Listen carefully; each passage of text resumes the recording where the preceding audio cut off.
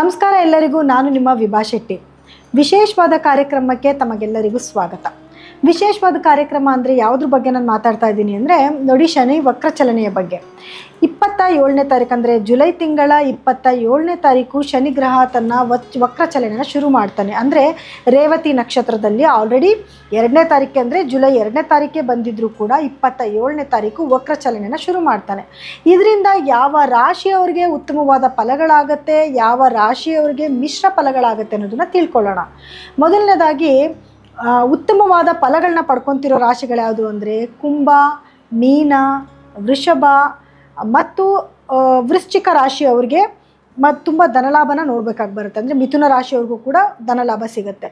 ಇನ್ನು ಯಾವ ರಾಶಿಗಳಿಗೆ ತುಂಬ ಮಿಶ್ರ ಫಲನ ಅನುಭವಿಸ್ತಾರೆ ಅಂತ ನೋಡಿದಾಗ ಸಿಂಹ, ಧನಸ್ಸು ಮತ್ತು ಮೇಷರಾಶಿಯವರು ಮಿಶ್ರ ಫಲನ ಅನುಭವಿಸ್ಬೇಕಾಗಿ ಬರುತ್ತೆ. ಯಾವ ರೀತಿಯಾದ ಫಲಗಳು ಸಿಗುತ್ತೆ ಅನ್ನೋದನ್ನು ನಾನು ವಿವರವಾಗಿ ಈಗ ಹೇಳ್ತೀನಿ.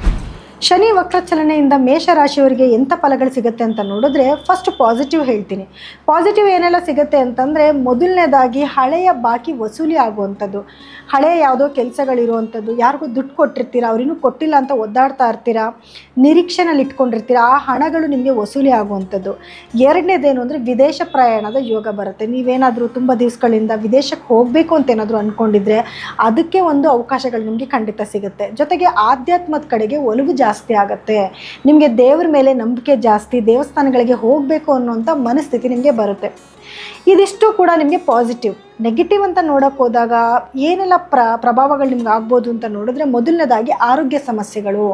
ಮೊದಲೇ ಏನಾದರೂ ಆರೋಗ್ಯ ಸಮಸ್ಯೆ ಇತ್ತು ಅಂದರೆ ಅದು ಜಾಸ್ತಿ ಆಗೋದು, ಅಥವಾ ಇನ್ನೂ ಯಾವುದಾದ್ರೂ ರೀತಿಯಾದ ಆರೋಗ್ಯ ಸಮಸ್ಯೆಗಳು ಬರೋದು, ಚಿಂತೆ ಜಾಸ್ತಿ ಆಗುತ್ತೆ. ಯಾಕಂದರೆ ನಿಮ್ಮ ಉದ್ಯೋಗದಲ್ಲಿ ಏರುಪೇರುಗಳಾಗುವಂಥದ್ದು ಅಥವಾ ಲಾಭದಲ್ಲಿ ಏನಾದರೂ ಸಮಸ್ಯೆಗಳು ಬರುವಂಥ ಸಾಧ್ಯತೆಗಳಿರುತ್ತೆ. ಜೊತೆಗೆ ಖರ್ಚು ಜಾಸ್ತಿ ಆಗುತ್ತೆ. ಅಂದರೆ ಖರ್ಚು ಜಾಸ್ತಿ, ಇವಾಗ ನೋಡಿ, ನಿಮಗೆ ಲಾಭ ಚೆನ್ನಾಗಿ ಬರ್ತಾ ಇದ್ರೂ ಕೂಡ ಖರ್ಚು ಜಾಸ್ತಿ ಆಗೋದು, ಹಣ ಕೈನಲ್ಲಿ ಉಳಿಯೋದೇ ಇರೋದು. ಇದರಿಂದ ಏನಾಗುತ್ತೆ, ಮಾನಸಿಕ ನೆಮ್ಮದಿ ಹಾಳಾಗುತ್ತೆ. ಇದರಿಂದನೂ ಕೂಡ ನಿಮಗೆ ಆರೋಗ್ಯ ಸಮಸ್ಯೆಗಳು ಬರುವಂಥ ಸಾಧ್ಯತೆಗಳಿರುತ್ತೆ. ಜೊತೆಗೆ ಕೆಲಸ ವಿಳಂಬ ಆಗೋದು, ನಿಧಾನ ಆಗುವಂಥದ್ದು, ಇವತ್ತಾಗಬೇಕಾಗಿರೋ ಕೆಲಸ ನಾಳೆ, ನಾಡಿದ್ದು, ಆಚೆ ನಾಡಿದ್ದು ಅಂತ ಮುಂದಕ್ಕೆ ಹೋಗ್ತಾ ಇರೋವಂಥದ್ದು, ಇದರಿಂದನೂ ಕೂಡ ಮಾನಸಿಕ ನೆಮ್ಮದಿ ಹಾಳಾಗುತ್ತೆ. ಸೊ ಈ ರೀತಿಯಾದ ಸಮಸ್ಯೆಗಳಿಗೆ ಪರಿಹಾರವಾಗಿ ಏನು ಮಾಡ್ಕೋಬೇಕು, ಇದೇನು ಜಾಸ್ತಿ ದಿನಗಳ ಕಾಲ ಇರೋದಿಲ್ಲ. ಆದರೂ ಕೂಡ ಪರಿಹಾರ ಏನು ಮಾಡ್ಕೋಬೇಕು ಅಂತ ನೋಡಿದ್ರೆ ನೋಡಿ, ಪ್ರತಿ ಶನಿವಾರದ ದಿವಸ ಸೂರ್ಯಾಸ್ತದ ನಂತರ ಯಾರಿಗಾದ್ರೂ ನಿರ್ಗತಿಕರಿಗೆ ದಾನ ಧರ್ಮ ಮಾಡುವಂಥದ್ದು, ಇದು ಒಂದೇ ನಿಮಗೆ ನಿಜವಾಗ್ಲೂ ಉತ್ತಮವಾದ ಫಲಗಳನ್ನ ಕೊಡುತ್ತೆ. ಜೊತೆಗೆ ಶನೇಶ್ವರನ ಬೀಜ ಮಂತ್ರಗಳನ್ನ ಪಠನೆ ಮಾಡುವಂಥದ್ದು, ಅಥವಾ ಓಂ ಶಂ ಶನೈಶ್ಚರಾಯ ನಮಃ ಅಂತ ಪ್ರತಿದಿನವೂ 108 ಸತಿ ಜಪ ಮಾಡ್ಕೊಳ್ಳೋದು, ಅಥವಾ ಆಂಜನೇಯನ ಮಂತ್ರಗಳನ್ನ ಕೇಳೋದ್ರಿಂದನೂ ಕೂಡ ನಿಮಗೆ ಬರುವಂಥ ಸಂಕಷ್ಟಗಳಿಂದ ಖಂಡಿತವಾಗ್ಲೂ ದೂರ ಆಗ್ಬೋದು. ಇನ್ನು ಇದಾಗಿತ್ತು ಇವತ್ತಿನ ವಿಶೇಷವಾದ ಕಾರ್ಯಕ್ರಮ. ಶನಿ ವಕ್ರಚಲನೆಯಿಂದ ಯಾವ್ಯಾವ ರಾಶಿಗೆ ಒಳ್ಳೆಯದು, ಯಾವ್ಯಾವ ರಾಶಿಗೆ ಕೆಲವೊಂದು ನೆಗೆಟಿವ್ ಪಾಯಿಂಟ್ಸ್ ಇದೆ ಅನ್ನೋದನ್ನೆಲ್ಲ ನೀವು ತಿಳ್ಕೊಂಡಿದ್ದೀರಾ. ಪರಿಹಾರನೂ ಕೂಡ ನಾನು ಅದರಲ್ಲಿ ಹೇಳಿದ್ದೀನಿ. ಆದಷ್ಟು ಪಾಸಿಟಿವ್ ಆಗಿ ಯೋಚನೆ ಮಾಡೋದಕ್ಕೆ ಪ್ರಯತ್ನ ಪಡಿ. ನನಗೆ ಕಷ್ಟ ಇದೆ, ನೀವೇನೋ ಒಳ್ಳೆಯದು ಅಂತ ಹೇಳ್ಬಿಟ್ರಿ, ಯಾವ ದುಡ್ಡು ಬರುತ್ತೆ, ಏನು ಬರುತ್ತೆ, ಇದರದ್ದು ಬೇಕಾದಷ್ಟು ಕಮೆಂಟ್ಸ್ನ ಕೂಡ ನಾನು ನೋಡ್ತಾ ಇರ್ತೀನಿ.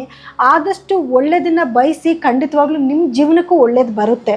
ಜೊತೆಗೆ ನಿಮ್ಮ ಜಾತಕನ ನೋಡಿಸ್ಕೊಳ್ಳೋದು ಕೂಡ ತುಂಬ ಇಂಪಾರ್ಟೆಂಟ್ ಆಗಿರುತ್ತೆ. ಯಾಕಂದರೆ ನಿಮಗೆ ನಡೀತಿರುವಂತಹ ದಶಾಭುಕ್ತಿ ಕೂಡ ಇಂಪಾರ್ಟೆಂಟ್ ಆಗಿರುತ್ತೆ, ಗ್ರಹಗಳ ಸ್ಥಾನಮಾನ ಕೂಡ ಇಂಪಾರ್ಟೆಂಟ್ ಆಗಿರುತ್ತೆ. ಸೊ ಹಾಗಾಗಿ ನಿಮ್ಮ ವೈಯಕ್ತಿಕ ಜಾತಕನ ಒಮ್ಮೆ ಪರಿಶೀಲನೆ ಮಾಡಿಸ್ಕೊಳ್ಳಿ.